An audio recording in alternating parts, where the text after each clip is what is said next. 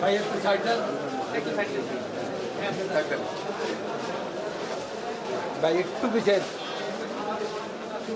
মহিলা কই যাও, হ্যাঁ যাবার যাও, কোনো সাংবাদিক কেউ উপরে উঠবেন না।